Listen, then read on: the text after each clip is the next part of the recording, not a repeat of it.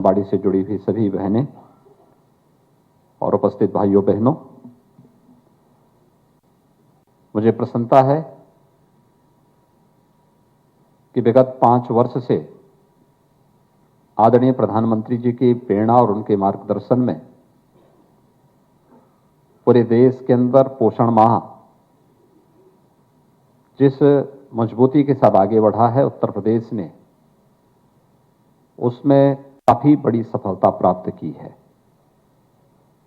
और इसलिए पोषण माह प्रारंभ होने के इस अवसर पर मैं विभाग को धन्यवाद देते हुए प्रदेश के उन सभी गर्भवती महिलाओं को, धात्री महिलाओं को, किशोरी कन्याओं को और उन सभी बच्चों को जिन्हें इस योजना का लाभ मिल रहा है और जिन्हें हम जागरूकता के माध्यम से इन सभी योजनाओं को जोड़ने में सफल होंगे, उन सबको इस अवसर पर मैं हृदय से बधाई देता हूं, अपनी शुभकामनाएं देता हूं।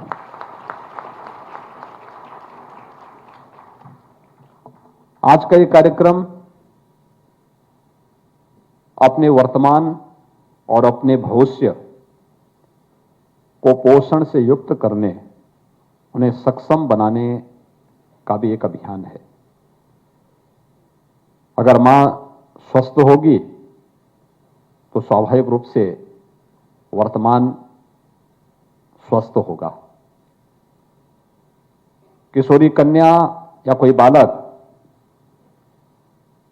कुपोषण से मुक्त होकर से सुपोषित होगा तो हमारा बचपन स्वस्थ होने के साथ ही समाज और राष्ट्र भी स्वस्थ और सशक्तता के उस लक्ष्य को प्राप्त करने की ओर अग्रसर होगा। और इसलिए विगत 5 वर्ष से उत्तर प्रदेश ने पूरी प्रतिबद्धता के साथ एक मिशन मोड पर इसे लेकर के पोषण माह को पूरी मजबूती के साथ आगे बढ़ाने का कार्य किया। इसके माध्यम से अनेक रोचक तथ्य हम सबके सामने आए हैं और आज विभाग तो इस दिशा में तेजी के साथ आगे बढ़ा है। आज यहां पर आपने देखा होगा कि कैसे तकनीक के साथ जुड़ करके हम लोग अधिक से अधिक लोगों तक, अधिक से अधिक माताओं तक, अधिक से अधिक किशोरी कन्याओं तक, बच्चों तक पहुंच करके शासन की योजनाओं का लाभ उन तक पहुंचाने का कार्य कर रहे हैं। मुझे देख करके आज संतुष्टि हुई कि यहां पर 700 आंगनबाड़ी केंद्रों का लोकार्पण भी और शिलान्यास का भी कार्यक्रम संपन्न हुआ है। विगत 5 वर्ष के अंदर प्रदेश के अंदर तो 1,89,000 आंगनबाड़ी केंद्र हैं, जिनमें से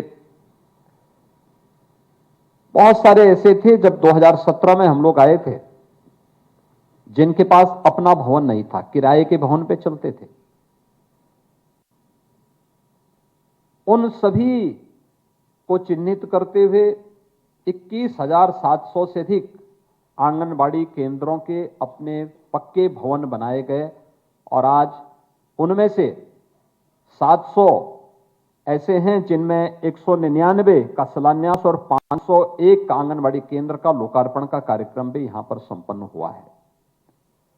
यानी आंगनबाड़ी केंद्र, जब मैं जनपद के भ्रमण में कहीं जाता हूं तो मेरा प्रयास होता है कि मैं 2 जगह जरूर जाऊं, एक किसी स्वास्थ्य केंद्र के निरीक्षण में, दूसरा आंगनबाड़ी और बेसिक शिक्षा परिषद के किसी स्कूल में। क्योंकि मेरा मानना है कि ये 2 शिक्षा और स्वास्थ्य किसी भी समाज की 2 बुनियादी आवश्यकताएं हैं और समाज की आधारशिला भी यहीं से खड़ी हो सकती है। अच्छी और उत्तम शिक्षा एक बच्चे के सुनहरे भविष्य के साथ साथ समाज और राष्ट्र की नींव को मजबूत करने का भी एक आधार बनता है।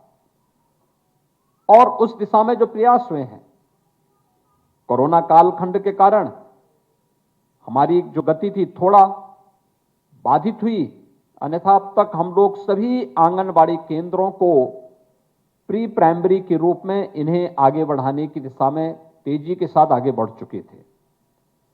लेकिन मैं जहां भी जाता हूं, मुझे बहुत अच्छा लगता है जब उन भोले भाले बच्चों के साथ आंगनबाड़ी से जुड़ी हुई बहनें उन्हें रोचक तरीके से अक्षर ज्ञान कराती हुई दिखाई देती हैं।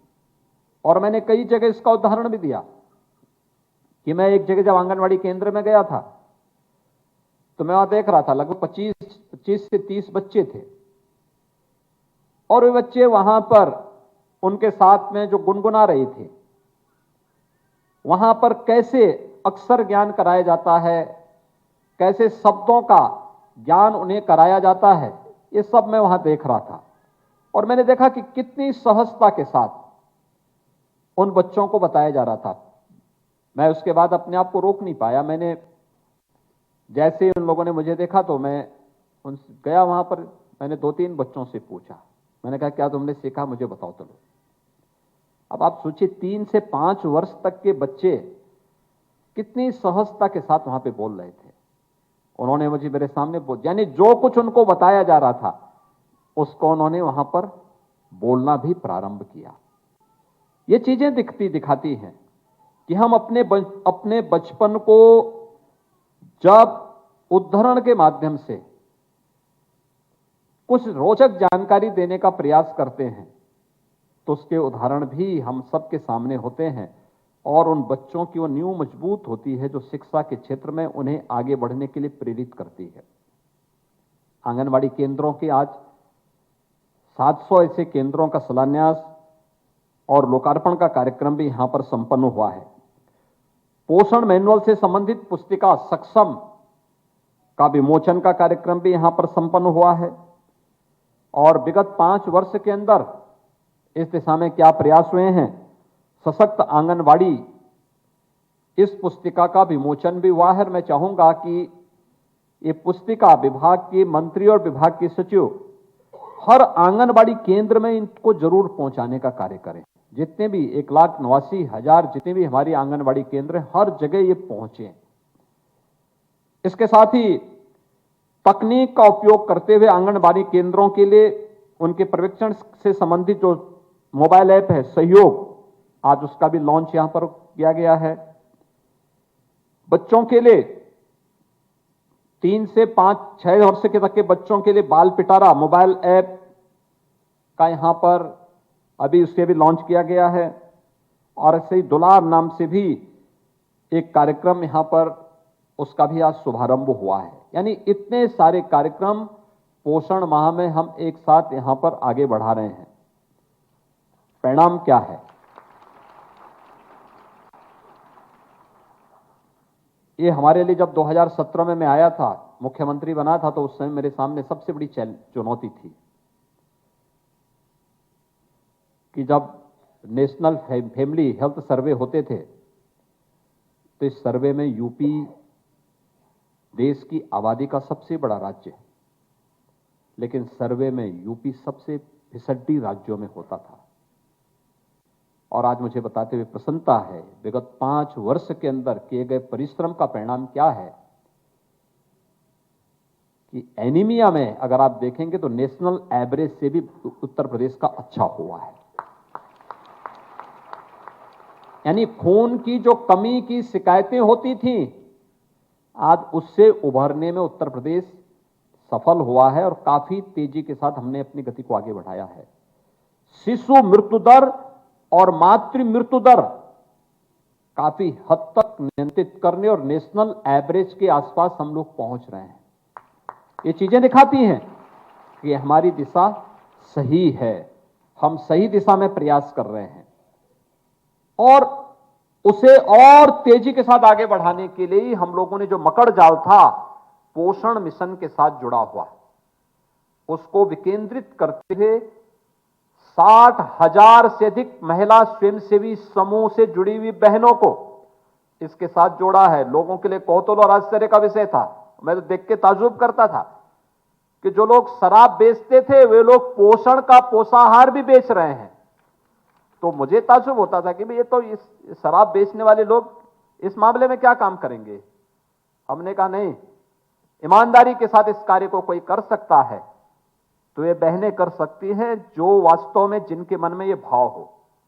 और इसीलिए महिला स्वयंसेवी समूह 60,000 से अधिक प्रदेश भर की महिला स्वयंसेवी समूह ने इस जिम्मेदारी को अपने ऊपर लिया है और इसे हम सफलतापूर्वक आगे बढ़ाने का कार्य कर रहे हैं। आज हर जनपद में नए नए प्लांट लग रहे हैं उनसे जुड़े हुए। क्वालिटी का फूड और पोषाहार हर एक स्तर पर पहुंचाने की कार्रवाई को किया जा रहा है। हमने थर्ड पार्टी इसकी मॉनिटरिंग की व्यवस्था भी की है और आज इस सफलतापूर्वक आगे बढ़ रहा है। और मैं मान सकता हूं कि सबसे बड़ी आबादी का राज्य, भले ही तमाम प्रकार की चुनौतियां हमारे सामने क्यों न रही हों, लेकिन उस सब के बावजूद हम लोग जब इस दिशा में सामूहिक रूप से आगे बढ़े हैं तो वह बहुत सफलता की एक नई कहानी हम सबके सामने कहने जा रही है और इस दिशा में अभी और अच्छे प्रयास को आगे बढ़ाने की आवश्यकता है। जो मुझे बताया गया कि 1,70,00,000 बच्चे हैं जो आंगनबाड़ी केंद्रों के माध्यम से अपने भविष्य की नींव को मजबूत करते हैं।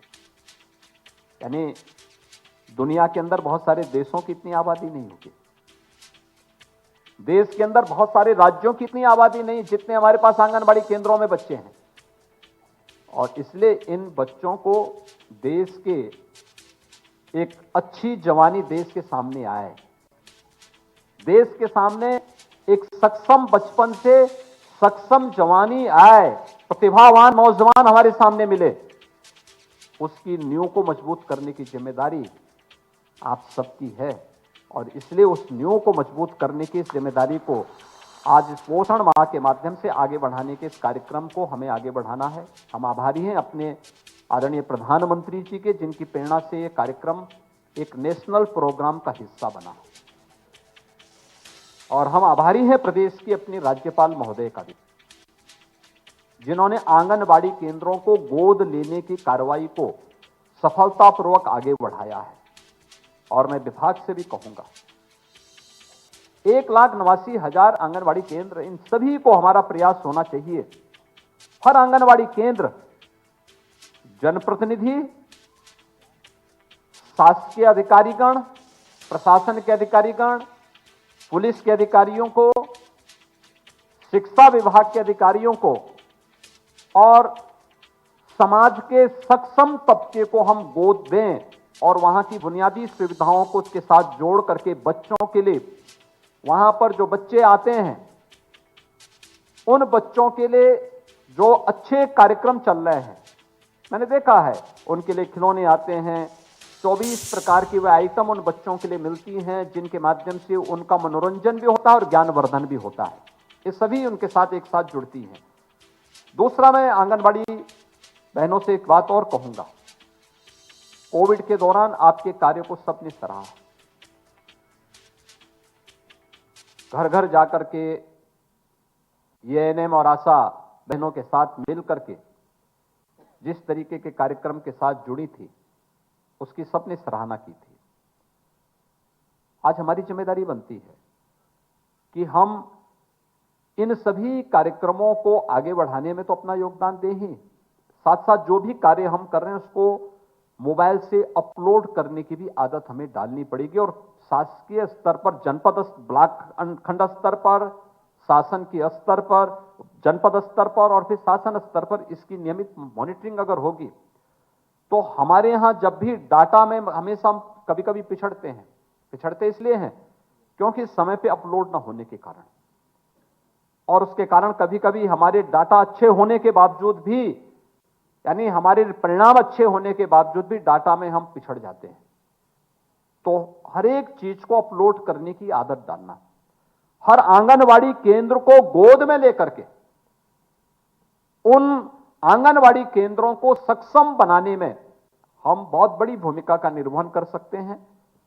यह देश को बनाने का एक अभियान है और इसलिए प्रधानमंत्री जी ने राष्ट्रीय अभियान के रूप में पोषण माह को भी लिया है, क्योंकि देश का बचपन और देश का वर्तमान अगर सुरक्षित है तो देश का भविष्य भी सुरक्षित है। इसमें कोई संदेह नहीं होना चाहिए। और इसमें धात्री महिलाएं, किशोरी कन्याएं और जो बच्चे इस अभियान के साथ जुड़े हुए हैं, इस कार्यक्रम के हिस्से हैं, इन सबको अगर आप जोड़ेंगे तो ये वर्तमान और भविष्य दोनों को सुरक्षित रखने का एक अभियान है। इस पवित्र अभियान के साथ जुड़ करके हम सब भारत के भविष्य को स्वस्थ और सक्षम बनाने में अपना योगदान दें। मैं इस पूरे अभियान के प्रति अपनी शुभकामनाएं देता हूं और विश्वास व्यक्त करता हूं कि अभियान अपनी एक नई गति के साथ जब भी नेशनल हेल्थ फैमिली सर्वे होते हैं, उन सर्वे के माध्यम से उत्तर प्रदेश के जो आंकड़े होंगे वह हर सर्वे में उत्तरोत्तर उसमें और भी सुधार होकर के हम लोग नेशनल एवरेज से भी अच्छी स्थिति प्राप्त करने में सफल होंगे। इस पूरे कार्यक्रम के प्रति मेरी शुभकामनाएं। धन्यवाद। जय हिंद।